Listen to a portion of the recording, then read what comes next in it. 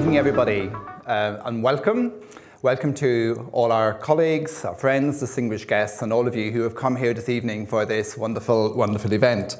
My name is Professor Brendan McCormack, and I'm Head of School and Dean of the Susan Wakil School of Nursing and Midwifery here at the University of Sydney. And it's my pleasure to welcome you all here this evening for our 2024 Distinguished Nursing Lecture of this year. I would like to begin by acknowledging the traditional owners of the land on which we gather here today, the lands of the Gadigal of the Eora Nation, and pay my respects to the elders past and present, and to all those Indigenous people who are here with us today. To extend this acknowledgement, I would like to invite us to take a moment to reflect on the significance of the enormous ecological system that we have the privilege of using each and every day of our lives. It is particularly poignant to take this moment to reflect, given the tragic events that have happened here in Sydney over the past week. As we reflect in silence, we remember all people in times past and present who have lost their lives as a result of violence.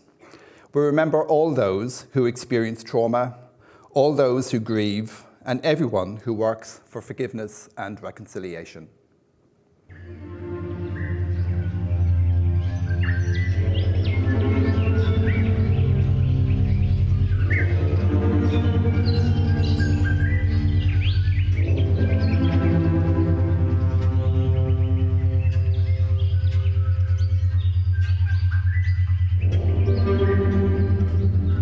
Find a comfortable position.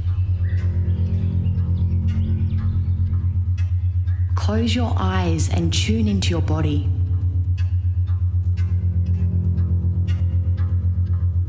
Be relaxed, but be alert to the sensations you can feel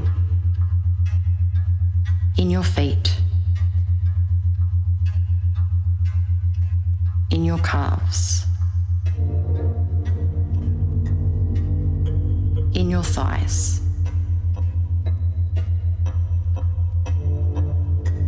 in your back, in your hands, in your arms, in your chest,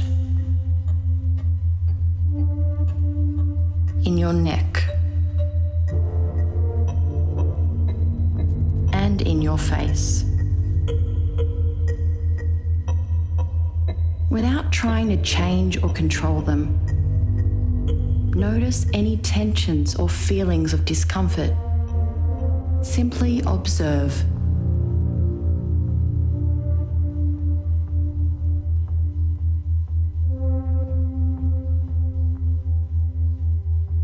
Let go of your thoughts and turn your attention to your body and your breath.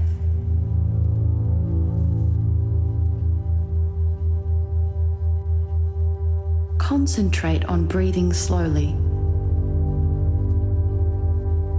Breathing deeply in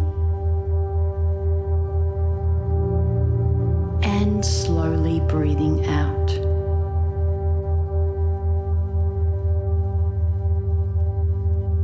It is perfectly natural for your mind to wander. At any point, if you find that your mind has wandered, recognize this. Without judgment, gently bring your thoughts back to this moment.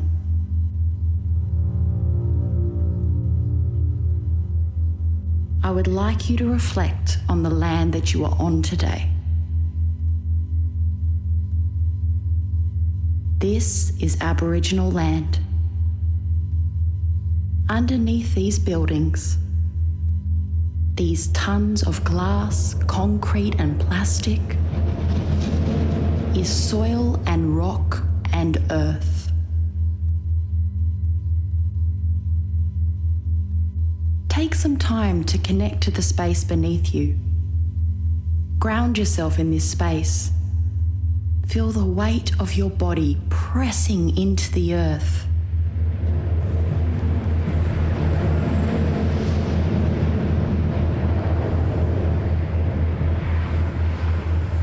Listen to the sounds of the city surrounding us.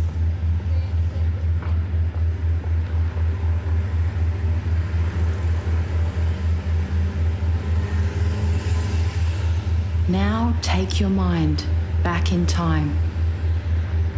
Strip away the city, the buildings and the pavements. Imagine the bitumen of the roads crumbling to nothingness and the coastal bush springing up around you. Block out the sounds around you and listen instead for the wind rustling the leaves of the grey-green trees. Feel it on your skin. Listen for birdsong.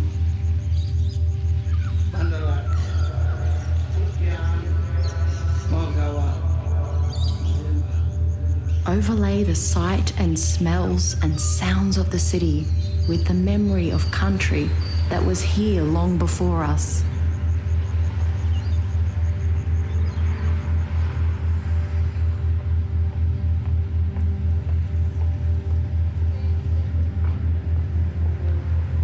Now include in this ancient landscape the people whose songlines speak of this continent's creation.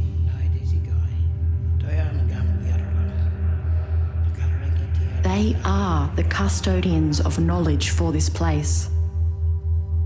See the people teaching their children about the land, teaching them history through story and art and dance.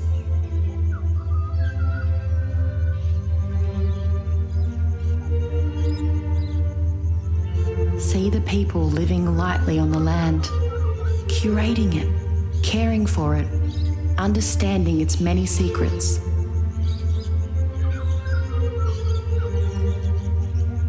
See the people strong, healthy, in tune with nature.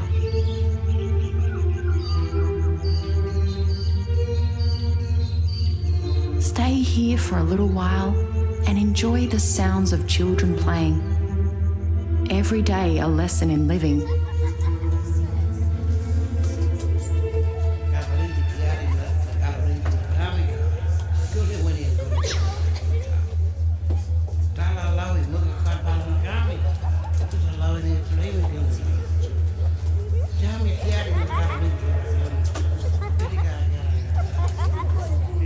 How do you feel?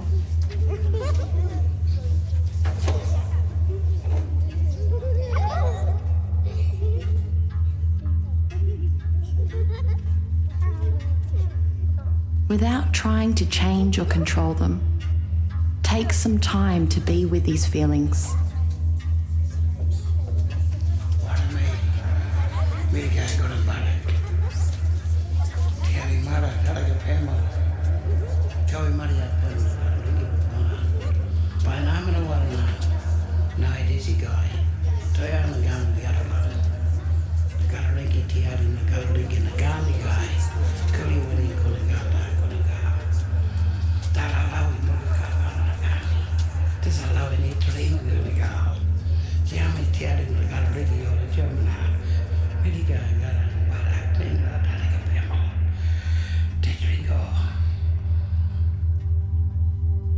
Now it is time to come back. Come away from that peaceful place. Fast forward in time. See colonization occur. See the city crush the bush beneath its concrete weight. Watch the bridges unfurl across the waterways. See the rush of vessels and cars and trains. Watch the blue of the sky fade under the grey blanket of pollution.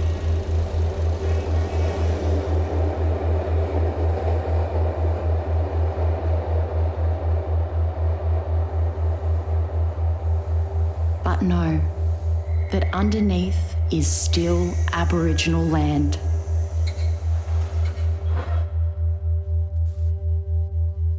It always was and always will be.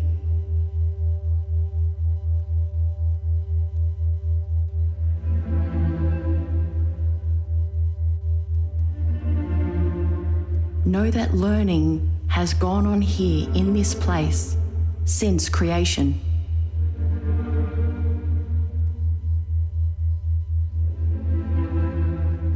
The learning is not more important now because it occurs in glass towers.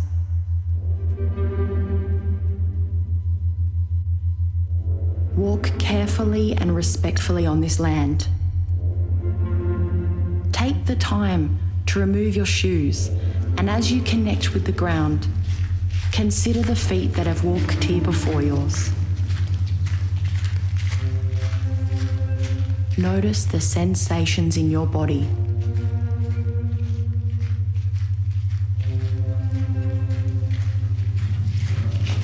Simply observe.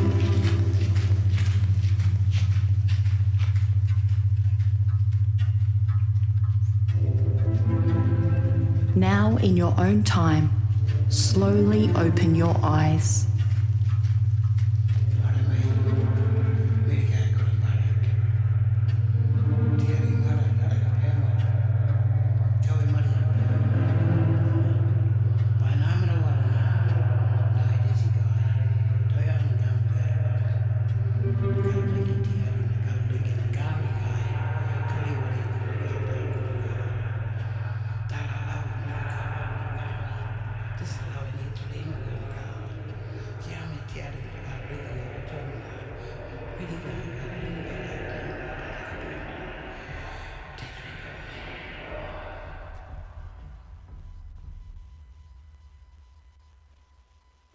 Thank you, and I hope you enjoyed that moment of reflection and contemplation.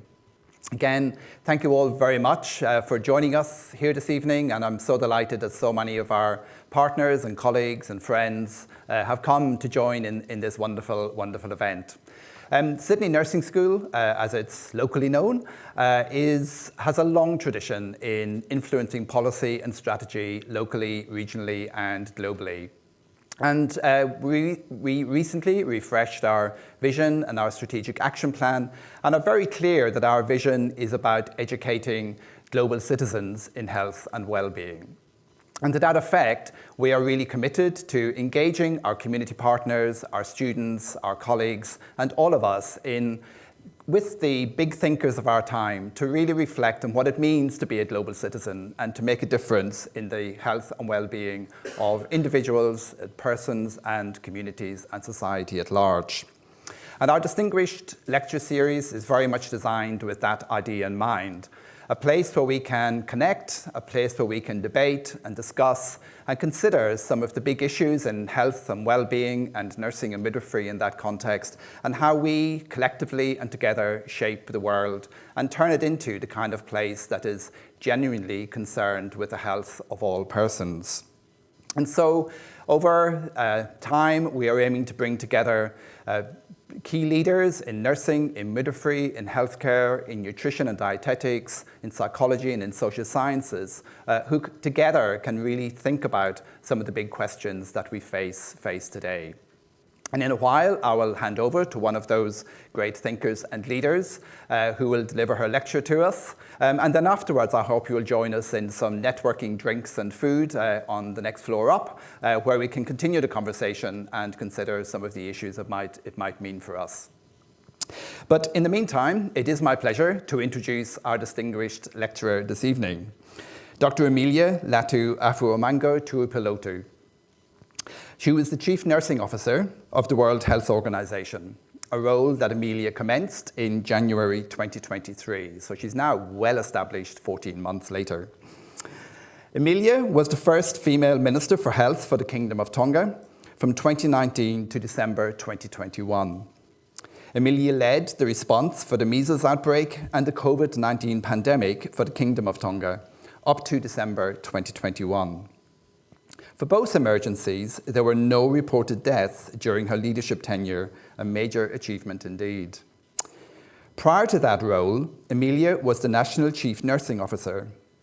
Her PhD work, which she undertook here at the University of Sydney, informed the development of the Tonga National Professional Standards for the Registered Nurse and is mandated within the Act of 2021. Amelia received the Professional Achievement Alumni Award in 2014 and was made an adjunct professor of the University of Sydney in 2023, an honour I had the pleasure of signing off. In 2024, Amelia received an honorary fellowship from the Royal College of Surgeons in Ireland. She was decorated with the Knight Grand Cross, Royal Order of the Crown of the Kingdom of Tonga, by His Majesty King Tuipulotu VI in 2021. Amelia was a member of the WHO Executive Board and WHO Executive Board Rapporteur in 2020. She has been awarded with the Prime Minister's Excellence Award, the International Women in Leadership Award, and the Tongan Police Medal and Patronage Award. In her role as WHO Chief Nurse, which Amelia commenced in January 2023, she is committed to championing and supporting the world's largest health and care workforce, who are, of course, nurses and midwives, to transform health systems, to promote health and well-being, keep the world safe, promote gender equity, and serve vulnerable communities. No small order for one person. So, Amelia, we are really honoured to have you with us here today, and I'd like to welcome you to the podium to deliver your distinguished lecture.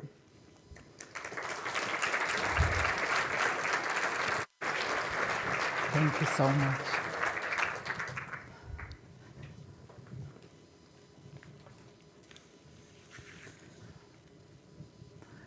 Maloe laumali. A very good evening to you all. First, I would like to pay my respect to the traditional owners of the land on which we stand today. I am delighted and honored to speak in front of a highly distinguished people. I'm very honored, and I thank you, Professor Brendan McCormack, for inviting me here today. And I need to say also that I thank you very much for your swift response to the WHO Director General's appointment of myself to the WHO Chief Nursing Officer role. I was delighted, given the relationship that has been built with the university and former deans. And we haven't met, and I thank you so much for that recognition.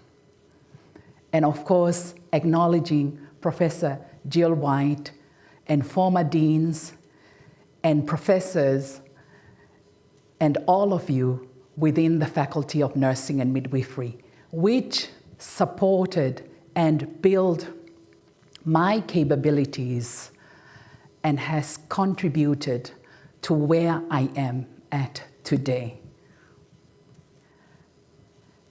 Visionary. I have been exploring definitions about what it is and have come up with key concepts. It's about planning, it's about thinking, it's about rethinking, reimagining the future we want for our own children, our own families, our mothers, our brothers, our sisters, and our grandchildren, and so it continues. I often think about it in the small island kingdom of Tonga. What is the future we want for nurses and midwives, for nursing and midwifery, for health systems, and universal health coverage, so that we can better serve our loved ones, our vulnerable population, so we can enhance accountability and responsibility to the population that we serve.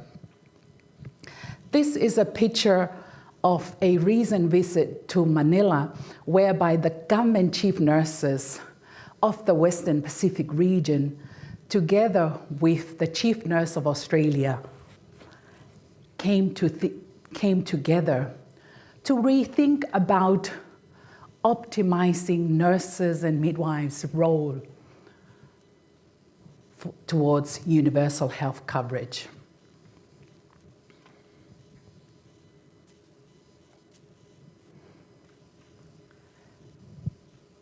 And thinking about being visionary for education and research for the future.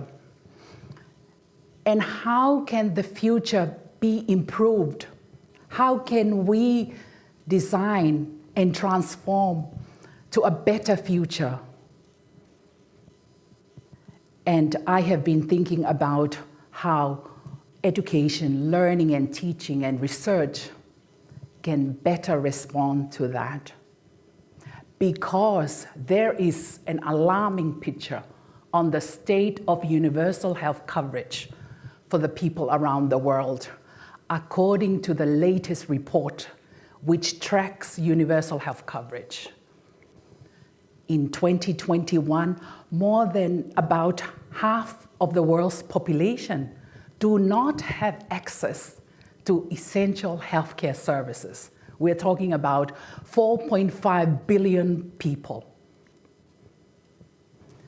And in 2019, about 2 billion people experienced financial hardships due to out-of-pocket spending for health, including more than 300 people living in extreme poverty. This is the situation, the alarming situation of the world, and how can we envision a different future for the people of tomorrow, for our own grandchildren and children. The Director General of the World Health Organization, Dr. Tedros, have been very supportive of nursing and midwifery, and of course, all healthcare workers. He has called that we must care for nurses and, of course, midwives. We must make sure that they have decent working conditions. They must work to the full extent of their scopes of practice, where they have been well educated and trained for. And we should be able to envision a future where we see more nurses in senior health positions. I am very happy that the DG have been very supportive of nursing and midwifery and my office. I took this quote from the work Professor Jill have been drafting because it's resonate very well with some of the thinking that I've been considering during my years of experience as a nurse, and is attributed to Maya Angelou. As a nurse, we have the opportunity to heal the heart, mind, and soul and body for our patients and their families, and even ourselves. And they may forget your name, but they will never forget how you made them feel. I remember 2 times when I was rushed into the hospital as in an emergency situation. I can still remember to today how I felt in the hands of highly capable nurses and midwives who managed my condition at the time. And I am sure you have experiences with healthcare that you will never forget. And this is very important, thinking about today's world and moving towards the future, and you understand very well the complexities, Professor has pointed to some of the recent incidences here in Australia,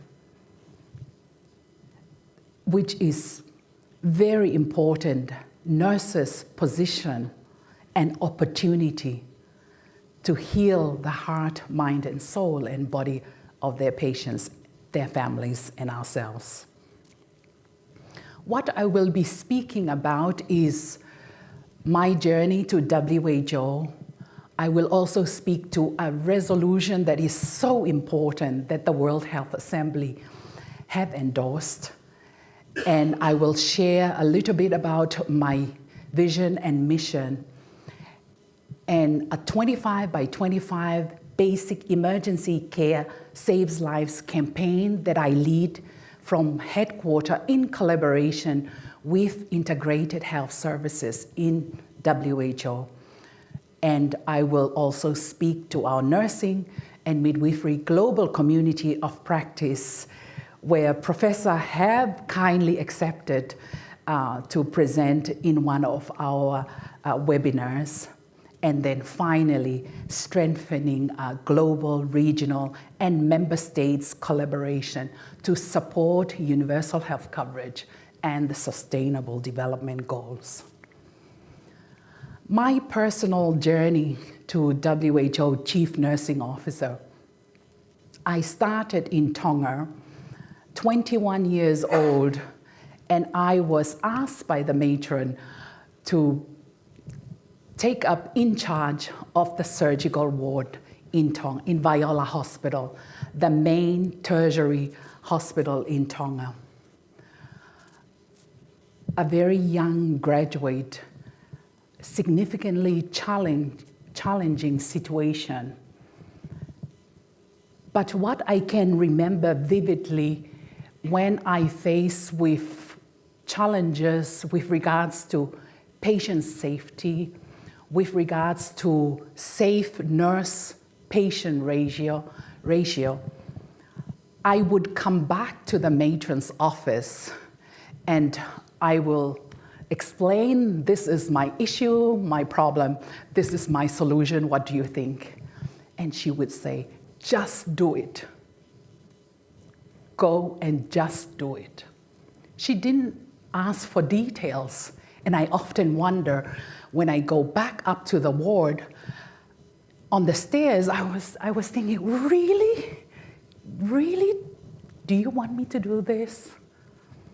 And I just went and did it. And of course, in some ways, it was changing. It was changing the way we were traditionally doing things. But I had the support that was needed so that you can be confident and get the team to deliver a new way forward. And I was also acting principal of the School of Nursing and director of nursing, and all the time trying to make some local impact in the work that I was doing, which I will share later. And becoming government chief nurse for about 3 years. And then the Prime Minister called me and asked me to be Minister for Health. And after Minister for Health, being called and asked by the DG to become the Chief Nursing Officer for the World Health Organization. There is a Tongan concept known as Lea Be Ngā We. Your work is your message, which always remind me that I must speak less, but deliver much more. In Tonga, it's very important that your work must speak loud. And you shouldn't speak louder than your delivery or the work that you do. And of course, growing up in Tonga, you try your best to deliver and to implement work. And my pathway to Chief Nurse, Government Chief Nurse of Tonga, I'm sharing some of the work that we did together with the nurses of Tonga and the Ministry of Health, and of course, the support of the University of Sydney. The work on clinical productivity to ensure that we have patient safety, to ensure that we have safe nurse-to-patient ratio, to be able to look at risk and be able to look at potential areas of gaps and actually design some solutions to ensure that there is progress and moving forward. The work that we have done to develop policies, our Tonga National Professional Standards for the registered nurse, and Jill White and Professor Mary Chiarella and Donna have contributed a lot to quality competency-based education in Tonga. Our nursing, NCD nursing program, and of course our nursing degree feasibility study in 2018. And in Tonga, we implemented a lot of work around leadership training, growing our wellness, and I was very happy today with the session that we just did on wellness before this lecture. We had reading clubs, we had youth leadership program to prepare our future leaders for the challenging future of tomorrow. We were working on our performance management system to ensure our accountability to the public. And one of the things that I have participated on as a government chief nurse is delivering interventions for Tonga and the Pacific at the World Health Assembly. And of course, with that, there is at times a very political, tough political environment on what to actually deliver within an intervention. So balancing out that can be very tough, but still can be done. The other side is when I was a minister for health and a member of the Legislative Assembly and Cabinet, and WHO Executive Board member and rapporteur. And I want to share that because I was minister during the time of COVID, and we would have the World Health Assembly done via virtual. And of course, the time difference from Tonga to Geneva, the meeting starts at 11 p.m. and then finishes around 5 a.m. And now it is day 4 or 5, I am really, really tired. But because I need to be on top of what is going on. I remember one early morning when a voting was done, and I took off my jacket and I just lie down, and I was actually falling off asleep. And I suddenly woke up and I jumped, put on my jacket. Only 3 countries, and then they will call Tonga to do the voting. I put on my jacket, I sat properly, turned on my camera, Kingdom of Tonga abstention. And then from Geneva on that time, the legal counsel said, please come again, Kingdom of Tonga abstention. So I was very happy to be able to do that because I knew no one else in the Pacific would be participating in that very odd hours of the morning. I also recalled when there was the issue of vaccine accessibility. And that was really big for me, because not only that we are low middle income country, we are so remote and we are small island developing states. And at that time, the mathematical calculations for the vaccine allocation favors countries that were a very large country. And that means Tonga will always be missing on the radar. And I had informed the leaders of WHO with regards to that situation. But then I had to stay up and listen to the dialogue on that night. And the dialogue, to me, I was thinking, this is a dialogue that really defines a line between the rich and the not so much.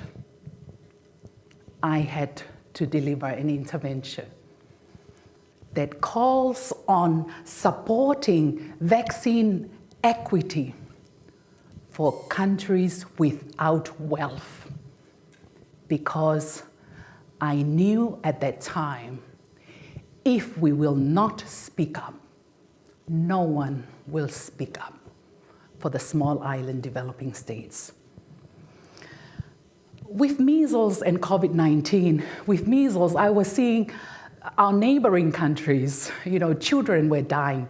That was really heartbroken at a personal and professional level, because I had my children. So I remember the dialogue with our team, and I was just saying, I just do not want any child to die. And we must do everything that we can. And one of the key approach was empowerment of our population, to lead the way, to inform where we are heading, so to ensure that no children will die during the measles outbreak. During the COVID-19, one has to move with the right timing was very important. And because at that time, everybody was concerned about the situation, that was the right time to submit a hazard allowance for nurses, midwives, and healthcare workers. So the submission went on, no hassles along the way, and was approved by the cabinet. Not only that, but during COVID-19, we launched our first ever laboratory so that Tonga, a small island kingdom, can test COVID-19 within the island kingdom. I spoke with our chief scientist, principal scientist, very young lady. I don't have any scientific knowledge about laboratory work. And I asked her, can we do it locally? She said it can be done, but we need to build capabilities and then build this infrastructure and get this machinery from overseas. And I just told her, just go and get the plan for it. We need to do it. So she went out, got the plan to build this infrastructure.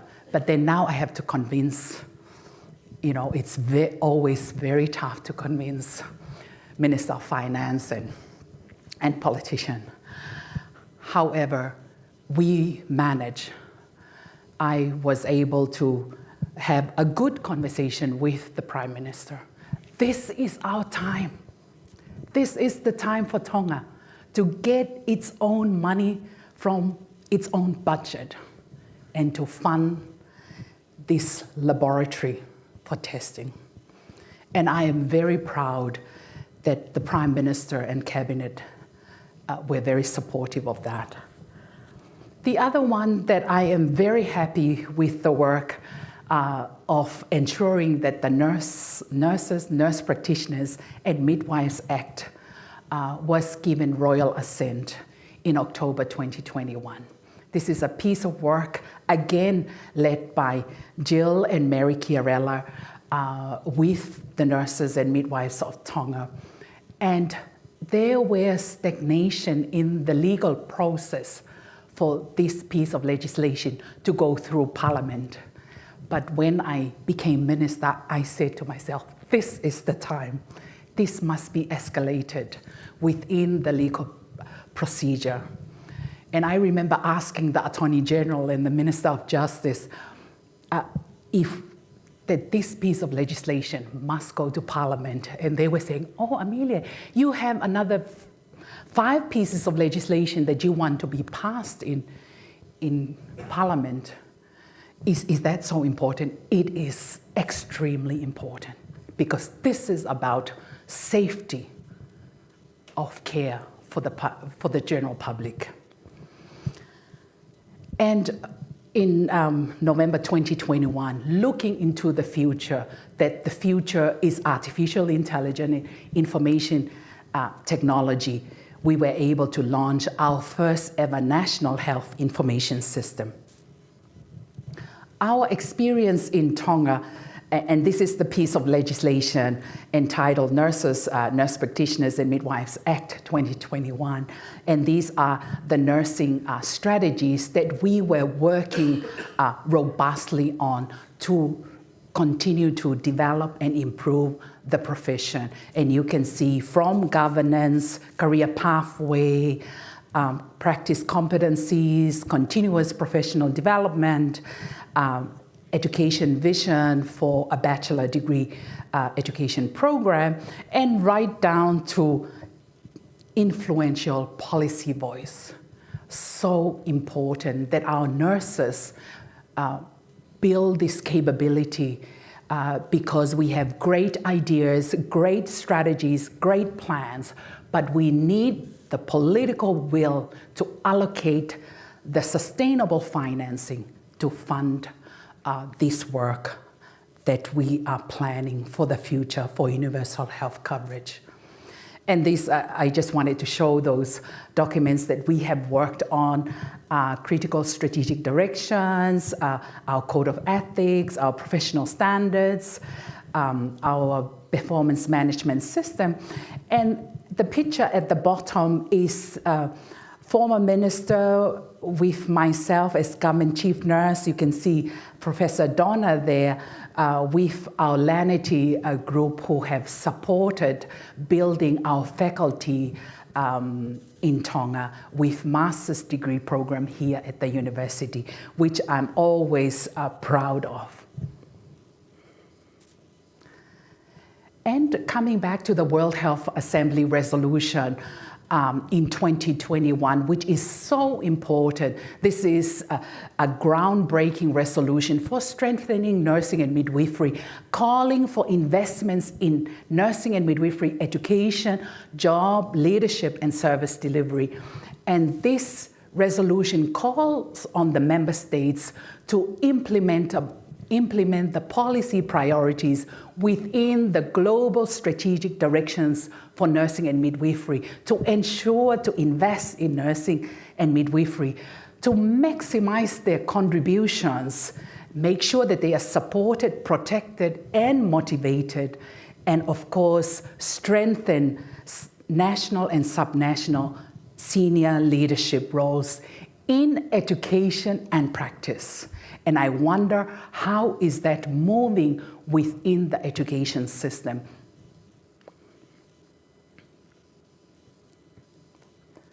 Sorry.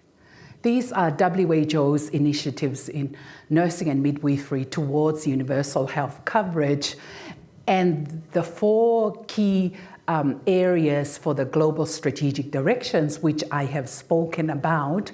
And I will just go into more details with regards to education and leadership. And with education, it is calling on midwife and nurse graduates to match or surpass health system demand, and for the nurses and midwives to have the requisite knowledge, competencies, attitudes to meet national health policy priorities. And I heard today work on Indigenous health, and I am very proud that that is taken up and taken forward, and is there is a deep focus on that. And of course, the policy priority looks at alignment of education with the actual roles within health and academic systems, making sure that there is domestic productions to meet the demand, and ensuring that nursing education programs is competency-based and meet standards and align with population health needs and population health needs of the Indigenous population, and ensuring that faculty are properly trained. And with leadership, this is about increasing the proportion and authority of midwives and nurses in senior health and academic positions, and to continually develop the next generation of nursing and midwifery leaders. So important for the future that we establish and strengthen senior leadership positions, and to also be able to manage workforce, be able to have input into health policies. So that is very important. You know, I remember sitting around the table. I'm the only nurse, I'm the youngest executive, but so important that nurses do speak up within those policy dialogue table, so that their wealth of experience and knowledge and experience contribute to health policy. And of course, the importance of investment in leadership skills training for nurses and midwives. And these are, you know, the enabling actions that need to support nurses and midwives within their leadership position, that they must have adequate resources, they have responsibilities and authority to make decisions, contribute to policy. They should also have some degree of training in finance, administration, management, workforce planning, research, which you are doing very well, mentorship, convening stakeholders, especially convening politicians and finance people, so that they can have a better understanding of what we do and the future that we can build better and improve better for the population. And of course, engagement of young groups and award and recognition systems.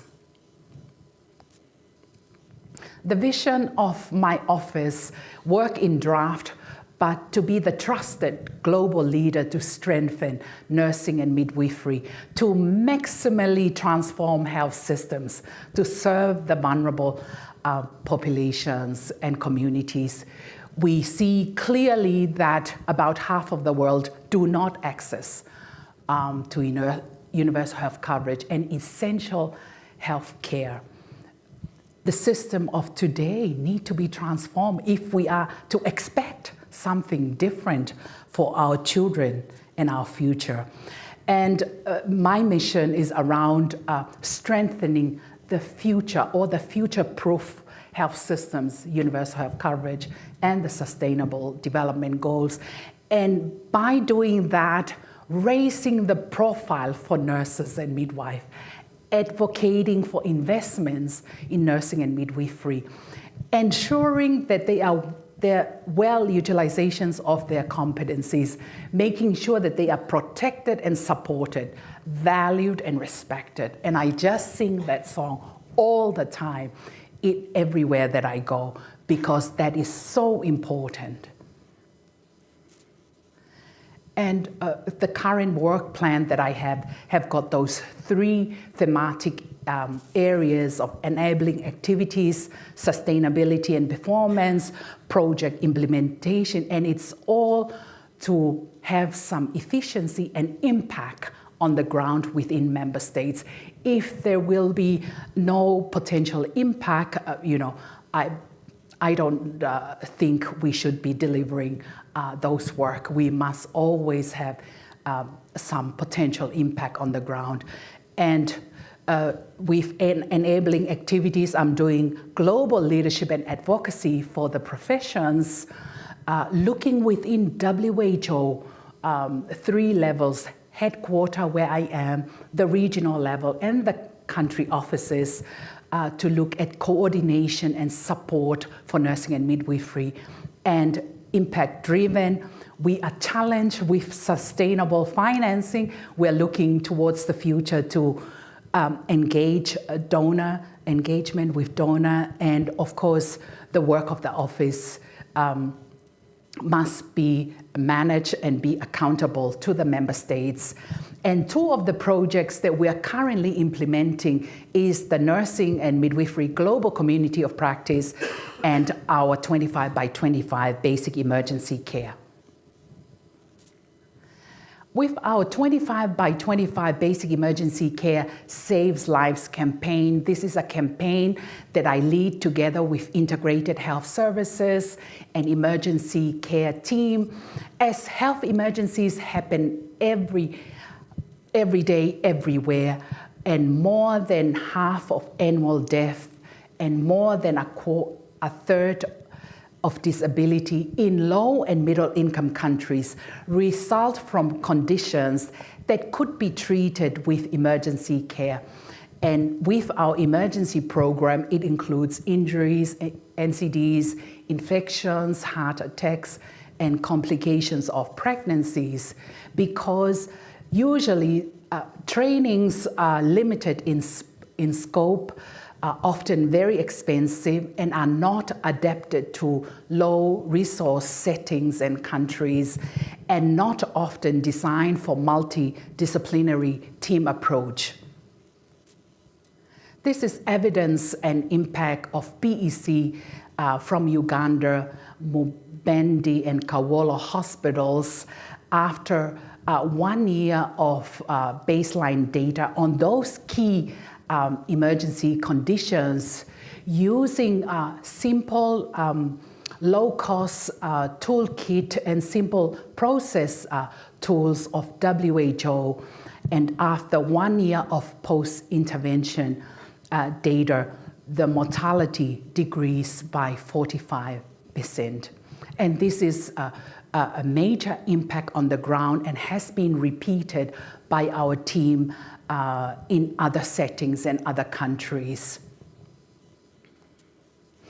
And I just want to share this picture. This is the chief nurse of the hospital in Uganda leading the work on BEC with the physician and other nurses. And she has presented quite a few times in our global webinar with the work that she leads. This is our Nursing and Midwifery Global Community of Practice, which hopes to connect nurses around the world, and for us at HQ to be able to listen more to what nurses and midwives are doing. There are some subgroups within it. There is a Future Leaders group, and it also offers resources from WHO and other organizations. But this is a work in progress towards the future. This is the team in my office as of end of March.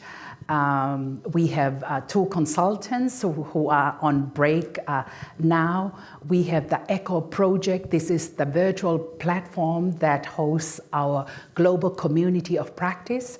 And Hivebright is our partner when we host webinars and also translations of webinars to other languages. Some lines of thinking that I've been pondering about, how can our unique and privileged relationship and position with individuals, families, and communities inform artificial intelligence to ensure the essence of caring with compassion and courage is not missing out as we transform together with artificial intelligence into the world. How can education and research maximize innovation with information communication technology and artificial intelligence to develop equitable and sustainable models of care to ensure access from rural, remote, outer islands contexts and reduce financial hardships for our very vulnerable families and communities to ensure equity of access and universal health coverage for the most vulnerable? And how can research and education contribute to raising the profile of nurses and midwives, to advocate for investments with politicians and ministers of finance and health systems to ensure that they are the well utilizations of nurses' competencies, because we understand now that there are competencies not well utilized within health systems, and to make sure that they are supported, protected, and valued and respected, as we see for the future with the current shortage of nurses and midwives. What is the future we want? To retain and maintain the nurses and midwives within health systems. And how can education and research better respond to closing the gap of senior leadership positions for nursing and midwifery in academic and also health systems? And this is one of my last few slides. It's about sharing some Tongan concepts. The first one is puke afufula, holding on to the priceless. How can we hold on to the priceless essence of our professions as we transform into the world, as we transform with artificial intelligence? How can we hold on to caring with courage and compassion towards the future? Alai sia alai kolonga, ambidextrousness of talent and performance. How can the talent of nurses and midwives be supported to ensure that they continue to flourish and showcase within their performance? Number 3 is a concept that I would like to share, given my experience in leadership at the toughest seas of leadership, a Tongan concept that was shared to me by one of the governor of Tonga, whakawhi ta'aoli. That is when the leader knows that survival of all is in one man's hand. This is a concept of navigation in Tonga, where the canoe or the boat encountered long challenge in seas, rough seas, and all the crewmen are tired and has fallen off asleep. Then the captain of the boat realized he has to stay awake. The survival of all depends on his hand to steer the boat to destination.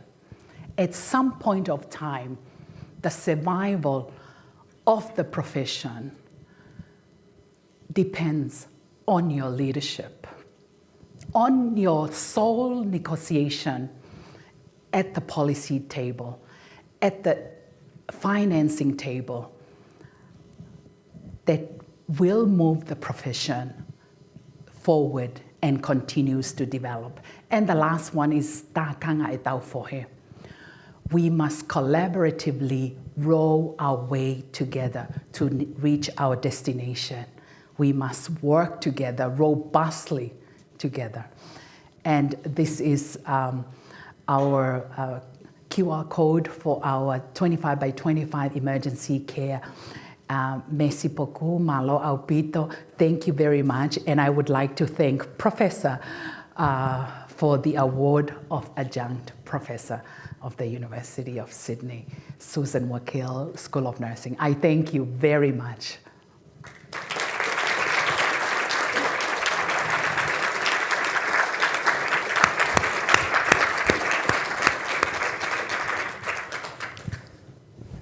Thank you so much, Amelia. That was wonderful. Really, really profound, and also really so focused on where nursing is and where we need to be. And I think it probably resonated with every one of us in this room at the different levels at which we connect with people, with communities and with organizations. So just wonderful to see you weave that whole experience from that local embeddedness into that global performance that you're now orchestrating, which is just a wonderful thing to witness. And I'm really grateful to you for coming and sharing that experience with us in a truly authentic way and in a truly authentic delivery, and really grateful to you for doing that. I don't think we have time for questions as such, but we have because I don't want to literally eat into the time we have to eat and drink, but actually it's a really lovely time for people to connect with you over a drink and some food, and to talk further with you on the areas that they want to have a more one-to-one conversation with. But I genuinely, truly want to thank you for spending this time with us today, for the whole day, and to offer a small token of the University of Sydney's appreciation for the time you have given us. Thank you so much. Thank you. So please thank Amelia. Thank you so much. Thank you. So if you'd like to come with us to level 4, up the stairs or in the lift, whichever you wish to use, and we have some food and drinks, and there's plenty of time to connect with you and to carry on the conversation. And thank you very much for joining us this evening, and we are truly grateful to you for your support, for your relationship with us, and for your friendship in supporting everything we do here. And thank you so much. Thank you. Thank you so much. What a privilege it is to have such an inspirational chief nurse as our alumni. Wow, how exciting it is to be able to define your scope of practice and to be in an opportunity in my nursing career now where I can think about the impact that I can make. A strong advocacy in making sure that every nurse functions at the top of their scope, and also in leadership to make sure that there's a nurse in every policy decision-making table, especially in health and in academic settings. It's so important to apply a strategic mindset to nursing. I think that's how we can all be more professionally proficient and recognised and facilitate growth and just make our profession so much more bigger than it is and important. Make sure that the programs that they were making are meeting the health needs of the people they're designed for. Personifies how someone that's so kind and gentle and is constantly thinking of others can still have a really rewarding career and rise all the way to the top. One action that I'm going to take is to follow her advice of to deliver more than you talk. I think I'm going to go away from tonight and back to my uni classes tomorrow, much more inspired.